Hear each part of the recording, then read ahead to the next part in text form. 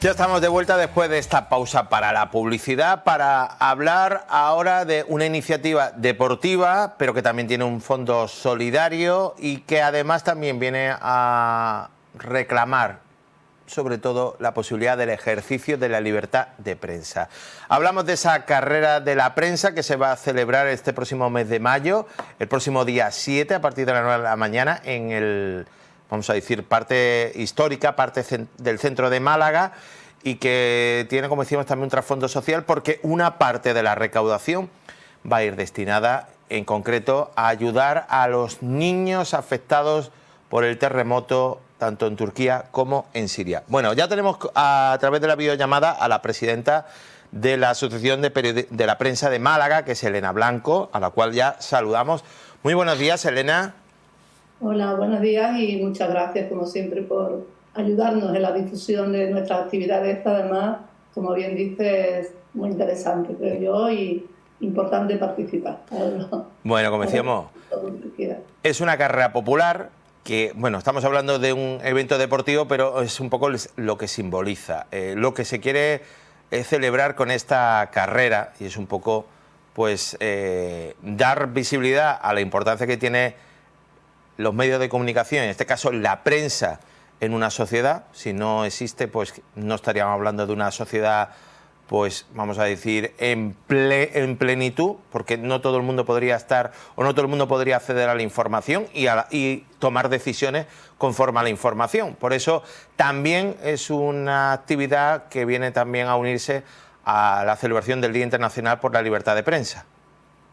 Claro, es el principal objetivo, ¿no? Esto nace porque de alguna manera tenemos que hacer llegar a los ciudadanos, y los periodistas creo que somos los principales interesados, la importancia que tiene en una sociedad democrática la libertad de prensa, la libertad de expresión.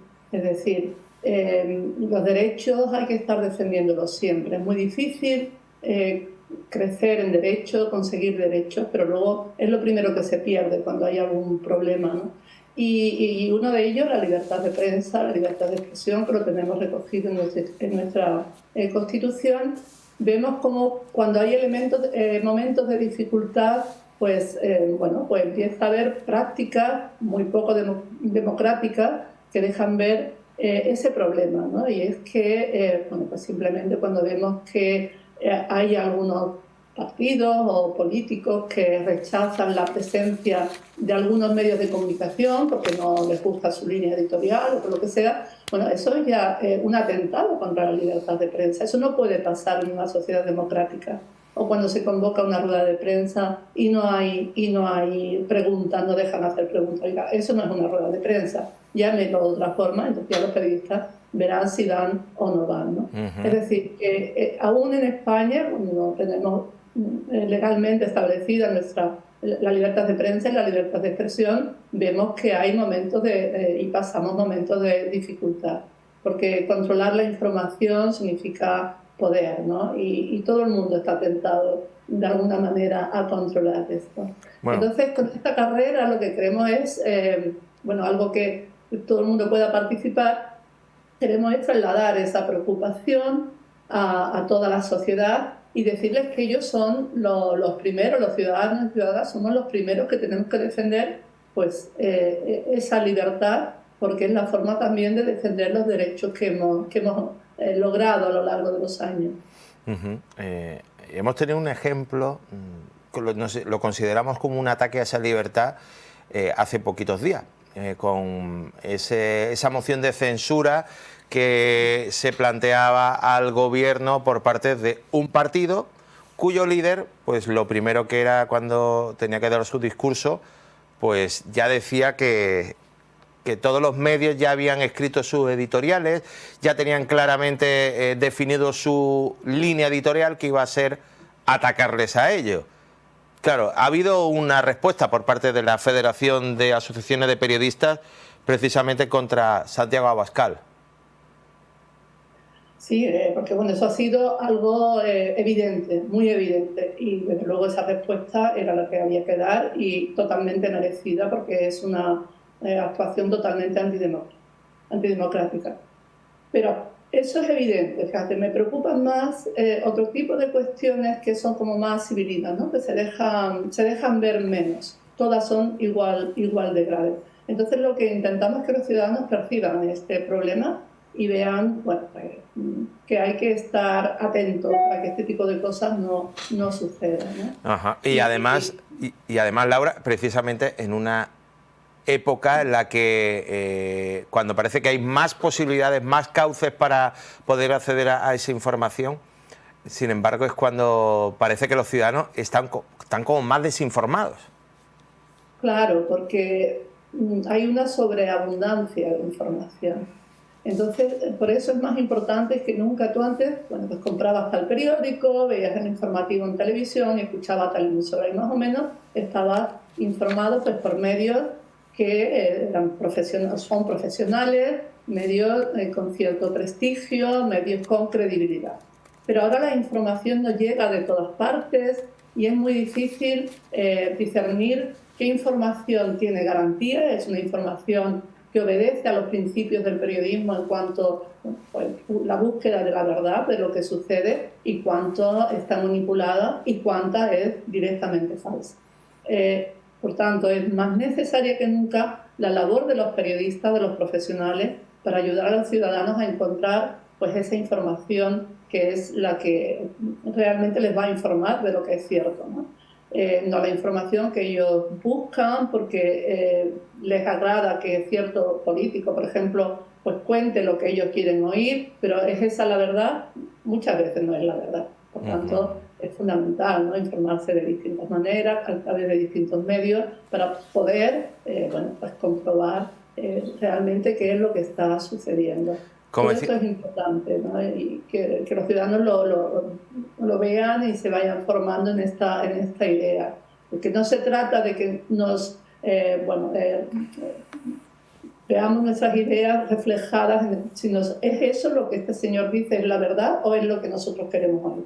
Eso es importante. Bueno, yo tengo que decir que a mí por lo menos en la facultad nos decían que no valía con a lo mejor leerte un periódico, sino que tienes que leerte un periódico de una tendencia, un periódico de otra tendencia, y o sea, leer de varias tendencias para hacerse un poco una idea global.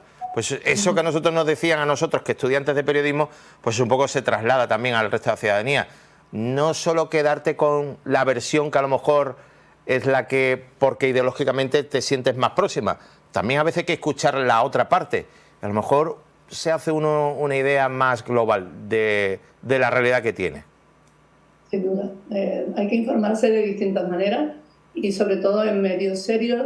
Hay muchas herramientas para detectar pues, cuando una información está bien hecha o no. Sobre todo ya no tanto en los medios tradicionales, que normalmente bueno, pues una cosa es la línea editorial, porque cada uno tiene derecho lógicamente a tener la línea editorial que quiera, pero lo que sí tenemos que fijarnos es en lo que es la información, ¿no? Cómo está hecha esa información, y sobre todo si esa información nos llega a través de las redes sociales, que es donde más pues está expandiendo, digamos, las noticias falsas y el problema de la desinformación. Pues ver, lo primero, si hay alguien que firma esa noticia, porque el periodista, la única arma que tiene es su firma. En su firma está su credibilidad. Si el periodista miente, engaña o lo hace mal, pierde esa credibilidad. Por tanto, ya que una noticia esté firmada es una garantía de que hay un periodista detrás que está dando, digamos, su cara, está dando la cara para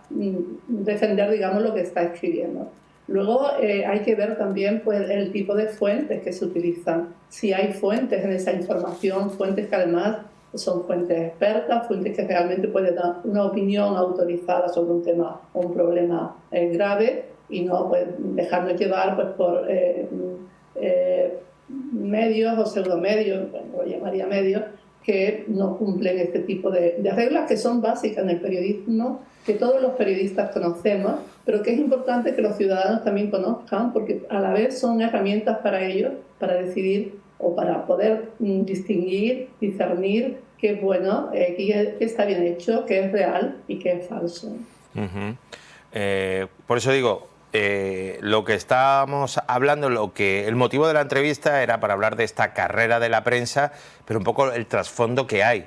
es una prueba deportiva, pero lo que viene a reivindicar, aparte del Día Mundial de la Libertad de Prensa, también la importancia que tienen los medios de comunicación en una sociedad. Y yo estaba por aquí buscando algunos datos en torno a la credibilidad que tienen los medios en nuestro país para la ciudadanía. Me encuentro datos como que, por ejemplo, para un 45% tiene poca credibilidad. Claro, quizás aquí hay que discernir, o que el público teórico sepa el cauce o la información de dónde viene. Como ha explicado Lea, no es lo mismo. Una red social no es un medio de comunicación. Es alguien donde uno puede publicar opiniones y demás, pero eso no es información. Claro, eso es lo primero, ¿no? Que tienen que ser conscientes a través de qué se informa, cuál es el instrumento a través del cual reciben la información. Entonces, claro, credibilidad de los medios. La verdad es que se mete a todo el mundo en el mismo saco, ¿no? Medios, periodistas que trabajan, la mayoría, por no decir casi la totalidad, ¿no? Que trabajan en base a unos principios que son los que hemos aprendido y los que nos mueven y los que nos dan esa vocación de periodistas, ¿no?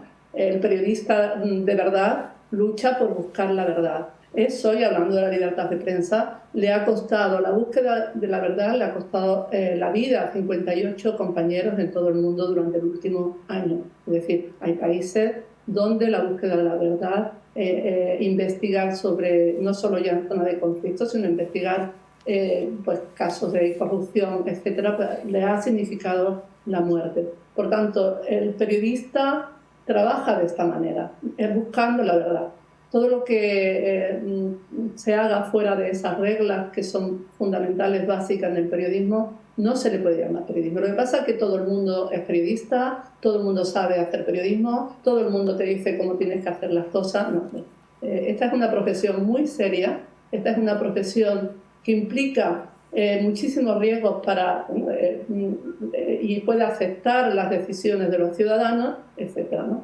Entonces, pero somos los periodistas los que tenemos que empezar a poner en valor lo que hacemos, porque somos una profesión que muchas veces no empatizamos con lo que estamos haciendo, no le damos la suficiente importancia a lo que hacemos, y es muy importante. Por lo tanto, se trata de reivindicar todo esto, de que los ciudadanos participen de alguna manera y a través de, en este caso, a través de esta carrera, esta carrera o cualquier otra actividad que defienda la libertad de prensa, la libertad de expresión, va a ser necesaria mientras la libertad de prensa, la libertad de expresión estén amenazadas de alguna manera. En España estamos viendo esos casos que tú has comentado antes, que hemos visto, y en el resto del mundo. O sea, mientras haya una ciudad, un país, una nación que no tenga libertad de prensa, tenemos que estar ahí apoyándoles porque es fundamental.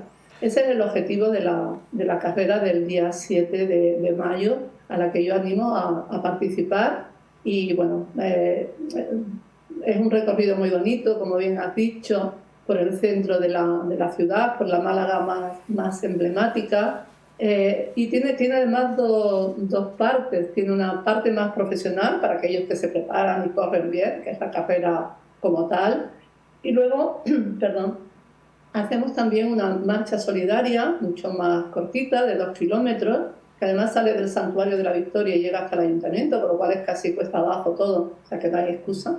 Y ahí intentamos que participen pues, las familias, grupos de amigos, personas más mayores o menos preparadas que no quieren hacer otra carrera, porque se trata de hacer un movimiento para que todos unidos, toda la ciudad, todos los ciudadanos, todas las personas que se quieran sumar a este evento, digamos, oiga, esto de la libertad de prensa es importante. Y además, este año, siempre desde el año pasado, que fue la primera marcha solidaria, el año pasado lo dedicamos a los refugiados víctimas de la guerra de Ucrania, este año lo vamos a hacer, o hemos pensado en las víctimas, los niños y niñas víctimas del terremoto de Turquía y Siria, a través de UNICEF. Pues parte de lo que recaudemos se va a mandar a estos países porque creemos que es importante, ¿no? Bueno,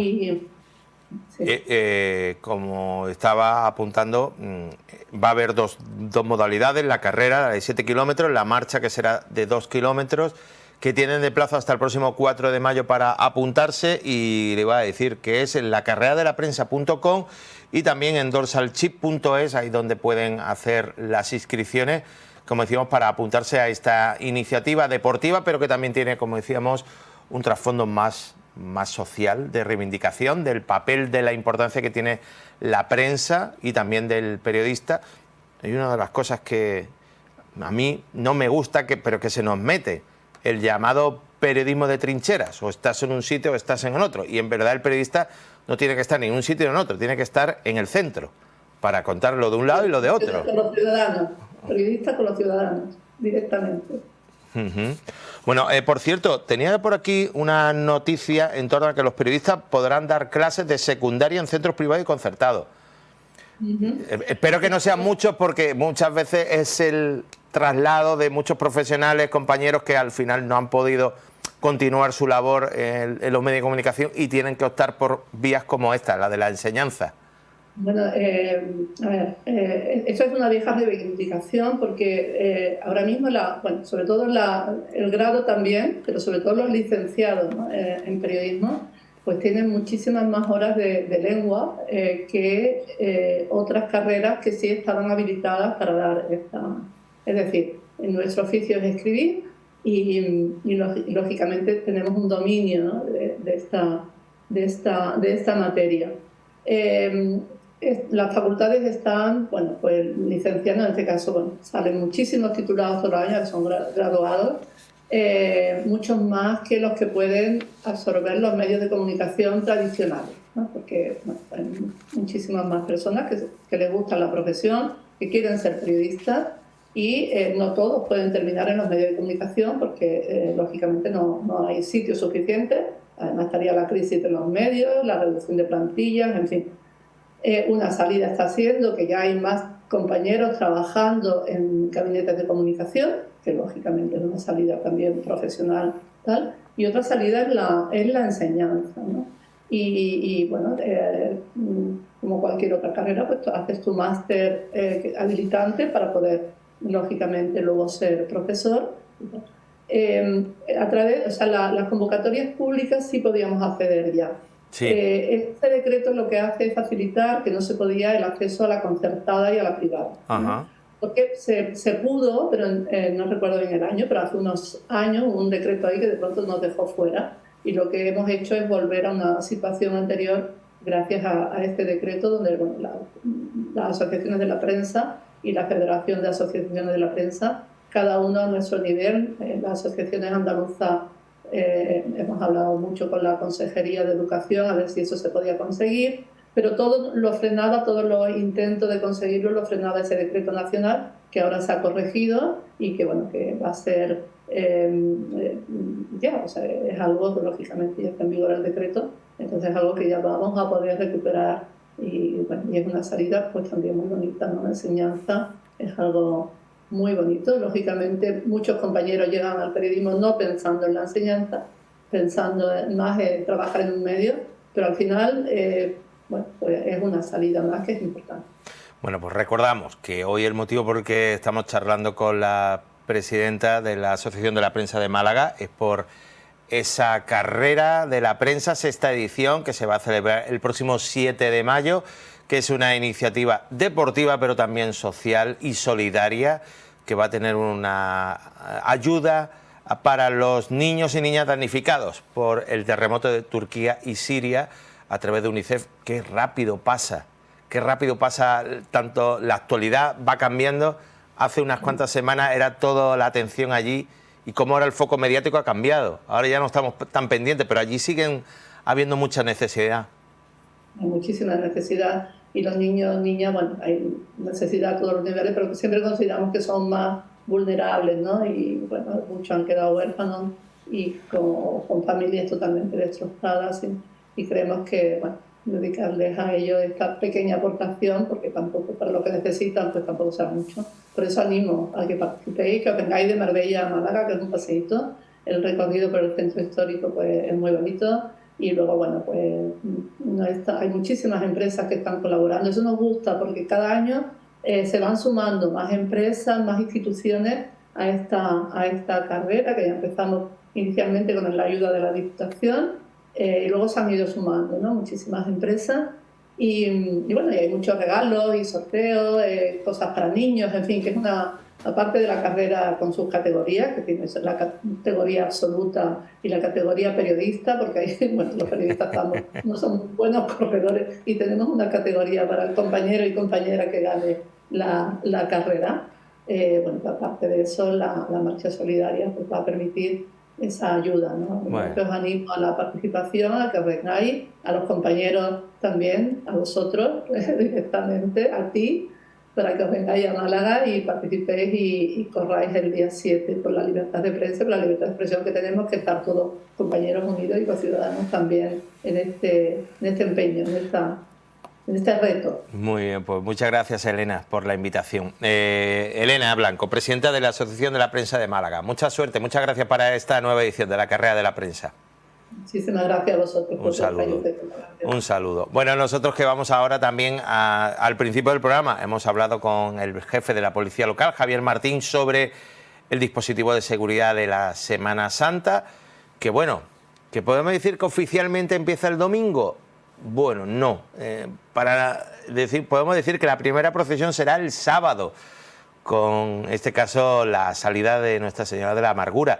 Pero, y además esa la podrán ver también en directo a través de Radio Televisión Marbella, que estará como todos los años siguiendo el despliegue, siguiendo cada una de las procesiones, tanto en Marbella como en Las Chapas, como en Nueva Andalucía, como en San Pedro de Alcántara. Tendrán toda completa información, pero también estamos con los preparativos, con las previas y con los traslados, como el que tuvimos este fin de semana, el de la Pollinica, que ya saben que decidió por acuerdo de los hermanos en votación cambiar su lugar de salida habitual, que era la ermita en este caso la iglesia donde tiene su sede, de Santo Domingo, a pasar a la iglesia de la Encarnación. Bueno, pues para eso hay que hacer un traslado y vamos a ver las imágenes de ese momento, una de las imágenes novedosas de nuestra Semana Santa, que también los traslados forman parte de nuestra Semana de Pasión. Vamos a ver cómo fue el de este año, ese traslado de la Pollinica.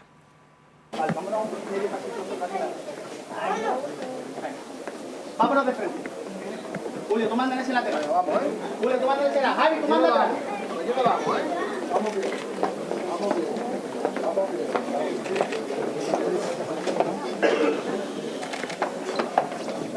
Aquí, ¿vale?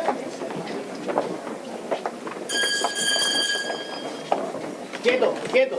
Medio paso a la derecha. Nosotros. Ahí va. Venga, seguimos de frente.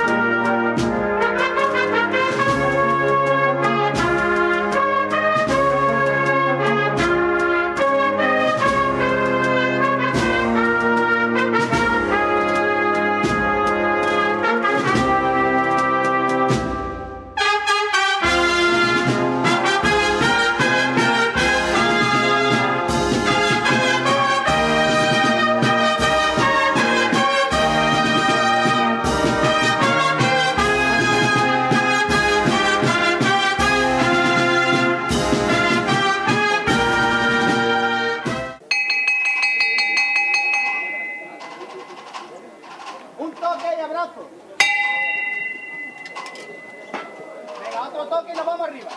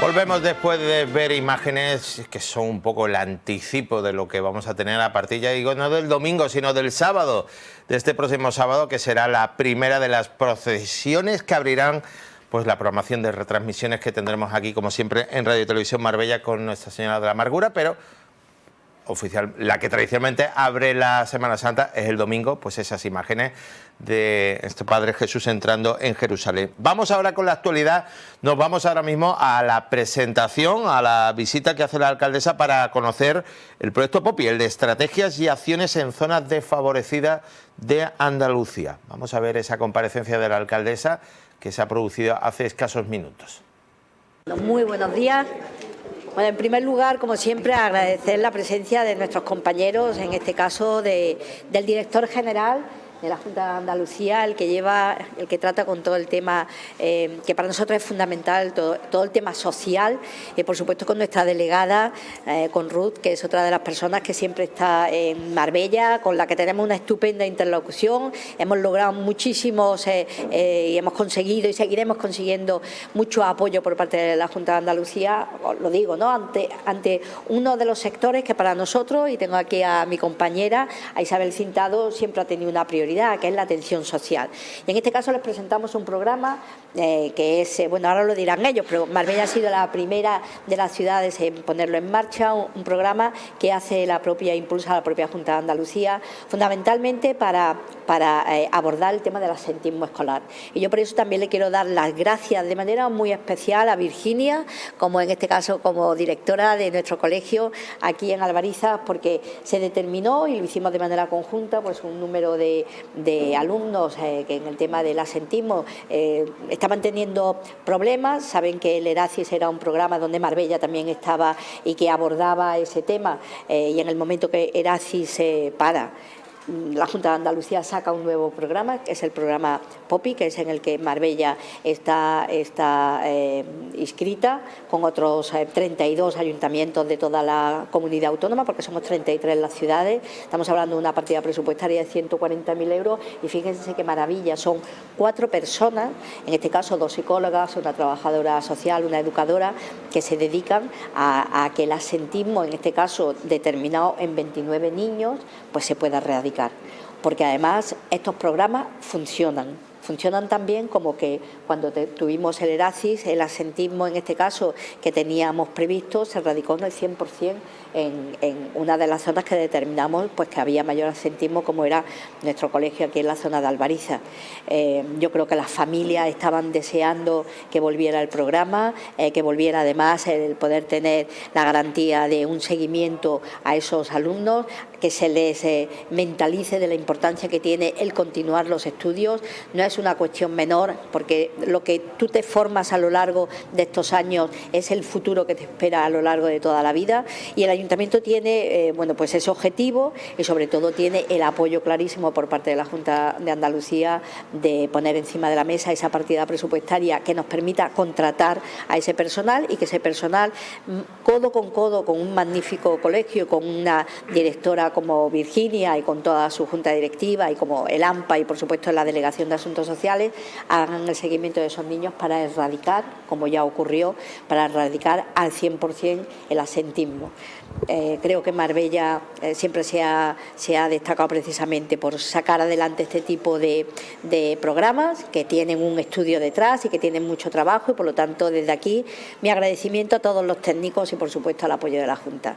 Así que muchísimas gracias, Ruth, y te dejo a ti la palabra. Gracias, Ángeles. Muy buenos días. En primer lugar, agradecer, como siempre, a la alcaldesa la implicación que tiene con todos los temas sociales en su municipio. Para nosotros es un verdadero placer poder acompañarles hoy a ella y a todo el equipo que va a formar parte de este POPI. Por supuesto, saludar y agradecer a nuestro director general de Protección Social y Barriadas de Actuación Preferente, que se ha desplazado desde Sevilla, dándole la importancia que merece este proyecto POPI, y en el cual pues tenemos que decir que Marbella ha ido siempre a la cabeza de todo Andalucía, no solo siendo el primer municipio que tenía contratado el personal, sino también siendo los primeros habiendo seleccionado ya los menores con los que se va a intervenir, mientras que en otros municipios pues todavía están planteando ese estudio de hacia qué familia y hacia qué menores se va a trabajar. Aquí ya ha comenzado el trabajo de campo, el trabajo de hecho, y eso es para felicitarlos por la premura y el interés que se han tomado para llevarlo a cabo. Nosotros, por otra parte, en la provincia de Málaga tenemos, además del Ayuntamiento de Marbella, el Ayuntamiento de Vélez Málaga, el Ayuntamiento de Torremolinos, el Ayuntamiento de Málaga Capital y la Diputación Provincial, que son todos los que se van a beneficiar de este proyecto POPI que tendremos funcionando hasta final de año. Al final, en la provincia de Málaga se van a beneficiar de este proyecto de prevención del absentismo 550 menores, siendo el 20% del total de Andalucía de los menores en los que vamos a intervenir. Hay que recordar que este proyecto que hemos puesto en marcha desde la Junta de Andalucía, desde la Consejería de Inclusión Social, lo que pretende es no solo la prevención del absentismo, sino también la inclusión social de los menores y sus familias. Lo que pasa es que es cierto que como lo que vamos a trabajar es sobre todo, primero haciendo una radiografía, es decir, una investigación de qué ocurre en estos casos de los menores absentistas y en sus familias. No solo se va a trabajar con los niños y las niñas, por eso es fundamental que los centros educativos, y en este caso dar las gracias también al colegio Las Albarizas por la implicación constante, por la buena relación que en este caso y la coordinación que ya existía anteriormente va a facilitar muchísimo el trabajo que se va a hacer en Marbella, pero sin duda sin los centros educativos, y yo quiero agradecer al delegado de Educación de la provincia de Málaga, Miguel Briones, el completo apoyo que ha tenido este proyecto desde que empezamos a plantearlo a primero de año, porque sin la implicación de todos los centros educativos que van a participar sería imposible el éxito del mismo. Por una parte, os decía, trabajaremos con los menores, pero sin duda vamos a trabajar también con las familias, porque en muchos casos esas situaciones de absentismo que a veces llevan al fracaso escolar, hay que recordar que no solo viene por los propios niños, a veces esos niños están viviendo una situación concreta en sus domicilios que puede ser de muy diversos tipos, y por eso queremos también, por un lado, trabajar las habilidades sociales con los menores para favorecer que regresen al entorno escolar, pero también con las familias, en muchos casos porque no saben qué hacer, bueno, pues porque a veces los menores pueden ser más o menos conflictivos y tenemos que darles herramientas que les sirvan para trabajar con ellos a nivel emocional, pero también competencias digitales, porque hemos visto que en muchos casos, y a partir de la pandemia, hemos visto también reforzado todo el tema digital en los colegios, en los centros educativos, y los padres y las madres a veces se han quedado un poco atrás, un poco hablando distintos idiomas respecto a sus niños y sus niñas, y queremos también trabajar esas competencias digitales. Y por último, con los sistemas o los entornos, que en este caso son los servicios sociales comunitarios de Marbella, que se han visto además reforzados, como ha dicho la propia alcaldesa, con el personal de apoyo que viene para este proyecto y con los centros educativos. De toda esta manera tendremos una investigación, un diagnóstico de qué ocurre, qué pasa, para que de esa manera podamos incluso cambiar las políticas públicas a nivel interno de la propia consejería y ver cómo mejorar para evitar el absentismo. Nos preocupa mucho, y es verdad que Marbella en ese caso también es una raya en el agua por el buen hacer que han tenido, pero en otros lugares nos preocupa que haya incrementado, que haya habido un incremento casi del 33% en el absentismo a partir de la pandemia. Queremos saber por qué se ha producido ese incremento en el absentismo y sobre todo qué debemos hacer a nivel interno para poder prevenirlo y trabajar. Así que de nuevo agradecer a la alcaldesa, a todo el equipo su buen hacer y ponernos a su disposición para que no solo en este proyecto, en el POPI, sino también a partir de ahora y en los próximos años podamos seguir como hasta ahora colaborando en los múltiples proyectos, porque sabemos que Marbella es garantía de éxito, que los proyectos sociales que aquí se ponen en marcha funcionan, y por eso volvemos y de nuevo invertiremos en los próximos proyectos que de nuevo pongamos y traigamos también a la provincia de Málaga. Muchas gracias.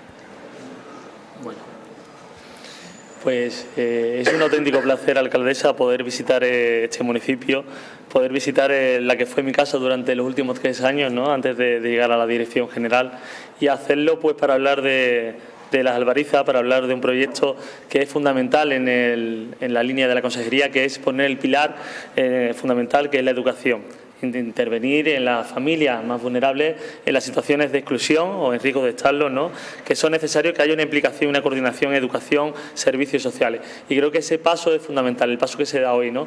Y esto no lo hacemos solos, ¿no?, lo hacemos con un equipo comprometido, un equipo de profesionales que tiene el Ayuntamiento de Marbella a través de sus servicios sociales, que, bueno, los resultados que conocemos de la ARACI, que han sido un indicador fundamental para poder determinar de que el trabajo que se ha hecho ha sido el correcto, ha sido el adecuado, y además se ha hecho sobre todo teniendo al fondo, al final de este camino, a las personas, creando un vínculo, creando lazos, y eso es lo que permite es hacer que ahora sea más fácil llegar al barrio otra vez, volver a tener un proyecto, poder conectar con la familia, con el colegio, tener aquí a la directora, tener a la delegación de educación, tener a un equipo comprometido, que se conocen, que se entienden y que saben realmente qué es lo que tienen que poner en el centro, que es a las personas.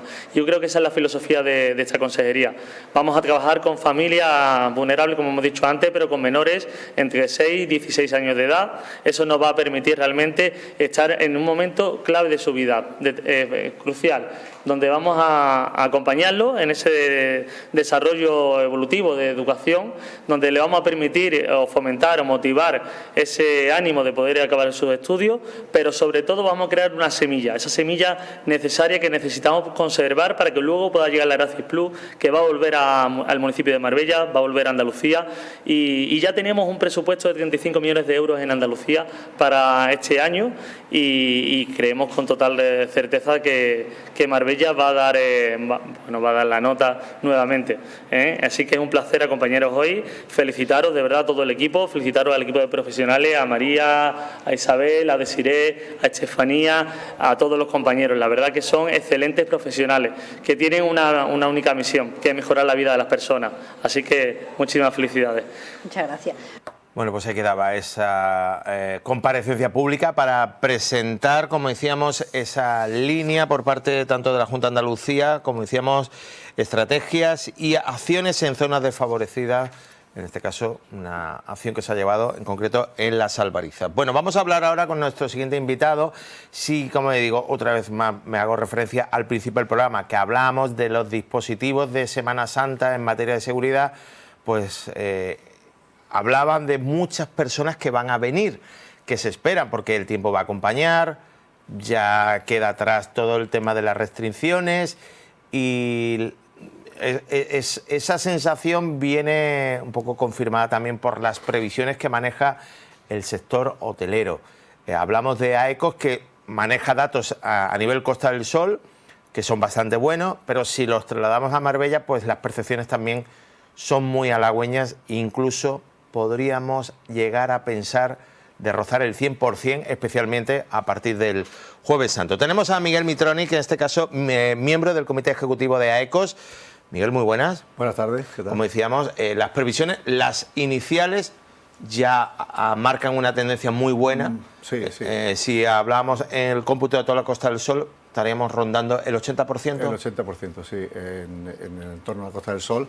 Particularmente en Marbella, pues igualmente estamos rozando ese 80%, ya está vendido para los primeros días de la Semana Santa.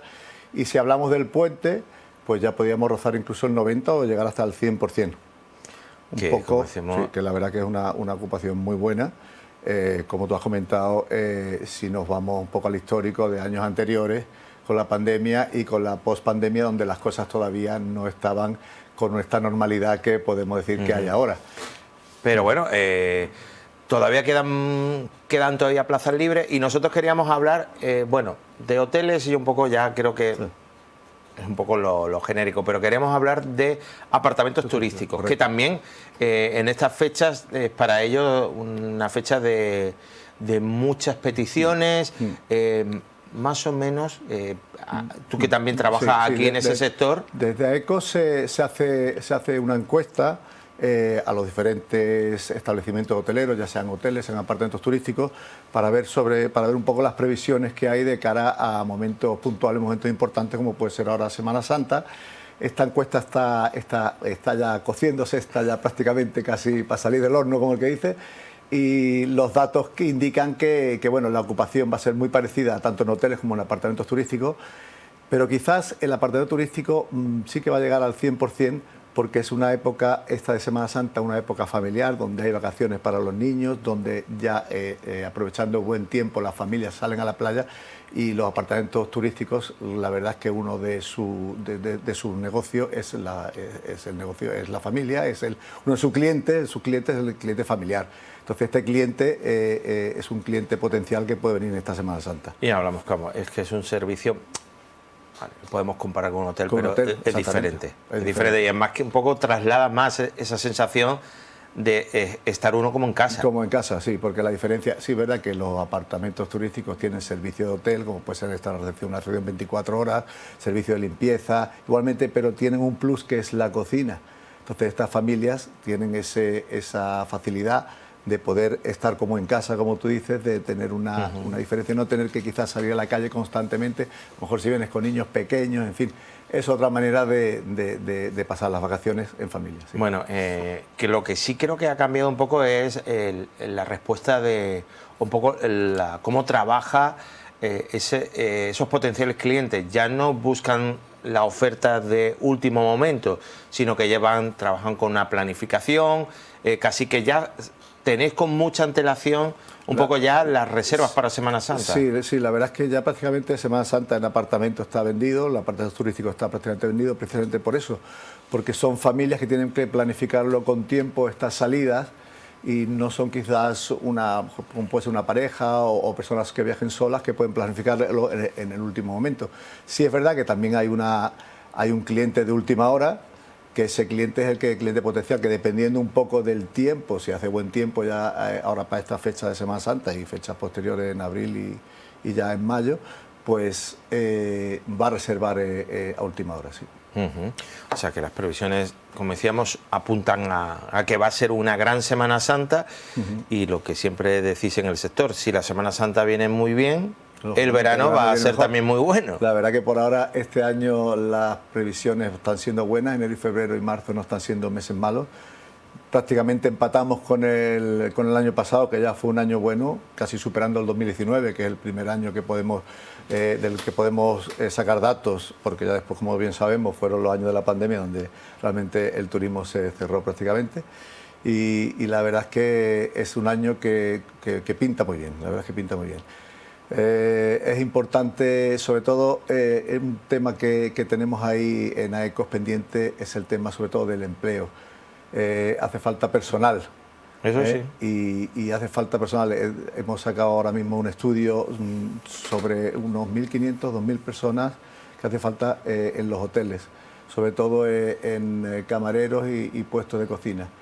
Precisamente incluso hoy se está haciendo una jornada de empleo para el turismo en Málaga, que está auspiciada por AECO, por MAOS y por AEPlayas, donde desde las grandes cadenas hasta chiringuitos de playa han preparado unos stands para que todo el mundo, el que pueda, ya sean estudiantes, pues separados, gente trabajando, para informarse un poco de las posibilidades que hay de encontrar empleo en la Costa del Sol, bueno, en Marbella y en toda la Costa del Sol, de cara a esta Semana Santa y de cara al verano, que como bien dice, va a ser un verano bastante importante en cuanto a reservas. Sí. Eso sí, claro, Semana Santa es un periodo muy concreto, entendemos que las reservas son pues a lo mejor o por días concretos, sí, o toda la Semana Santa, pero claro, cuando llega el verano, especialmente en el tema de apartamentos turísticos, cambia un poco todo eso. Ya la gente busca a lo mejor más fines de semana o coinciden con sus vacaciones, quincenas. La verdad es que Semana Santa sí ha cambiado, porque antes Semana Santa es como su propio nombre indica, una semana entera de vacaciones, pero ahora realmente en la época, digamos, fuerte, donde se puede rozar ese 100%, es de miércoles, jueves, viernes a domingo, 2-3 días. En verano también es verdad que se han reducido las estancias. Sí es verdad que antes eran estancias también muy largas, incluso se vendía, yo recuerdo que se vendían en los apartamentos, se vendían quincenas, se vendía la primera quincena de julio, la segunda, después la primera quincena de agosto, la segunda quincena, y para de contar. Y ahora ya no, ahora ya las estancias son más cortas, ya hay que hacer más, se tiene más trabajo, sobre todo en la recepción, para ir cuadrando todas esas reservas, todas esas entradas, esas salidas. Pero igualmente sí es verdad que a pesar de haberse reducido el tiempo de la estancia, en verano las estancias suelen ser bastante largas, entre 7 días, 10 días. Puede haber de 3, puede haber de 4, puede haber de 1, dependiendo. Es verdad que ahora hay también muchos eventos, sobre todo en Marbella, y que viene gente prácticamente a ese evento, ese día, y a lo mejor vuelve hace una escapada diaria, una escapada hacia un evento, hacia algo en especial que quiera ver por aquí en Marbella o la Costa del Sol. Sí, conciertos. Es algo que recuerdo no hace mucho tiempo, que hablábamos con la directora general de turismo, Laura de Arce, de una promoción en Estados Unidos, y nos hablaban de personas, clientes que hablaban con tour operadores, más que querían venir a lo mejor para un concierto de Starlight. Correcto. Y un poco lo que... Claro, no te imaginabas que alguien del otro lado del charco quisiera venir solamente para ese concierto, con el coste que supone, un desplazamiento largo. Dice, si vienes aquí ya es para una estancia más larga. O sea, eran... algo que demostraba que estaban cambiando un poco las preferencias de los clientes. Siempre existe ese cliente que viene familiar, que viene para sus vacaciones de verano, pero es verdad que hay un nicho nuevo, el mercado de un cliente que viene desde cualquier parte del mundo, porque es verdad que los viajes ahora son mucho más fáciles que hace un tiempo y se puede organizar mucho más fácil tema avión, tema vuelos, tema traslados, para un evento en concreto, un día, 2 días, a Marbella, Costa del Sol. Sobre todo Marbella, como tú has comentado, tema Starlight, la verdad es que sí se nota. Nosotros lo notamos en el Puerto Azul, en el hotel lo notamos. Sí. ¿Qué te iba a preguntar? ¿Vosotros ya estáis teniendo ya reservas para julio, agosto? Ya estamos teniendo, sí. Ya estamos en julio este año está muy bien, cuestión de reserva. Agosto todavía un poco más parado, porque sí es verdad, porque julio todavía quizás sea un cliente más internacional, que es mucho más previsor, reserva con mucha más antelación que el mercado nacional. Es verdad que esperamos un poco más a la última hora, siempre esperando un poco esa oferta, esperando a ver si consigue. O que todavía no tiene todavía claras las vacaciones. Las vacaciones también puede ser. Entonces agosto sí es verdad que está un poquito, pero vamos, que va a buen ritmo agosto. Julio va muy bien y agosto va a buen ritmo. En el caso de nuestro apartamento del Puerto Azul. Sí. Como decíamos, queríamos hablar de los apartamentos turísticos, que es una opción que cada vez gana más entero y que cada vez es una opción más preferida para muchas personas a la hora de coger vacaciones. Sí, perfectamente. La verdad es que sí. Como te comentaba antes, es una opción diferente, una opción mucho más libre, con mucha más tranquilidad. No te riges a unos horarios concretos que te pueda exigir el hotel en cuanto al buffet o en cuanto al horario de cena o horario de almuerzo. Y esa libertad pues la trasladas a una más tranquilidad, a estar más tiempo con tu familia, a tener un apartamento donde tú tienes 2, por ejemplo, tienes 2 dormitorios, un salón para disfrutar con tu familia, una cocina donde puedes hacerte tu desayuno, tu cena. En fin, es una manera diferente y la verdad es que desde la pandemia se valora mucho más. De la pandemia y después de la pandemia, cuando empezamos a trabajar nos dimos cuenta de que el cliente, con el miedo un poco que teníamos todos, un poco el tema del contagio, a no estar en aglomeraciones, a no encontrarte con mucha gente alrededor tuya, pues valoraba mucho lo que es el apartamento, donde llegaba, se le daba su llave, subía y el cliente ya no se mezclaba con nadie. Es una manera también de ver las vacaciones o de ver la Como vida. decíamos, un formato que cada vez es el que muchas personas va eligiendo, que ya estamos viendo que van a ser una Semana Santa muy buena, con posibilidades aquí, especialmente, hablamos en Marbella, de los días fuertes alcanzar o rozar el 100%.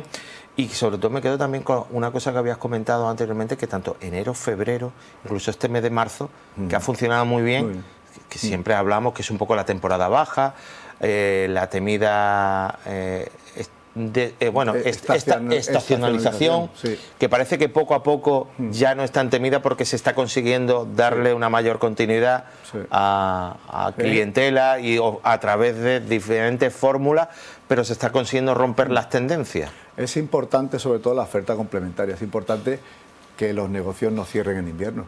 Negocios me refiero a restaurantes, bares, que haya también eventos, algún tipo de concierto, algún tipo de teatro, cultura, de manera que este cliente, que ya aprovechamos que tenemos un buen tiempo, como estamos teniendo este año, este cliente tenga opciones de venir a la Costa del Sol, y más concretamente a Marbella, con hoteles abiertos, que están, porque realmente es verdad, antes se cerraban muchos hoteles en invierno, muchos apartamentos turísticos se cerraban en invierno, ya se mantienen abiertos todo el año. Si hay oferta complementaria, ese cliente va a venir en enero, en noviembre, en diciembre, llámese, no sé, tenemos el 4-day walking, tenemos en octubre, tenemos, por ejemplo, nosotros que tenemos ahí la playa cerca, tenemos un campeonato de Europa de motos de agua que también es en noviembre. Hacer cosas, no sé, ya en diciembre nos metemos un poco en temas de mercadillo. El Ironman que trae mucha gente también. Temas culturales, temas deportivos, todo eso va a hacer que el cliente desestacionalice, la palabrita. Es que esta la palabra cuesta trabajo, por eso hay que quitarla. Pero hay que quitarla. Hay que quitar la estacionalización. Seguramente en inglés será más. Que digo que hay que quitarla porque este cuesta hasta trabajo decirla. La verdad que sí, pero sí es verdad que se está consiguiendo. Hay temas importantes que ya que has comentado, el tema de invierno, el tema de playas también, que es importante que de una vez se arreglen ya las playas, que sea un tema ahí os lo comentan sí, los turistas cuando llegan, y a lo mejor las playas más del centro se encuentran ahí con las piedras. De hecho, ahora mismo, después de estos temporales que hemos tenido, otra vez la playa se ha perdido, hemos tenido varios temporales de levante.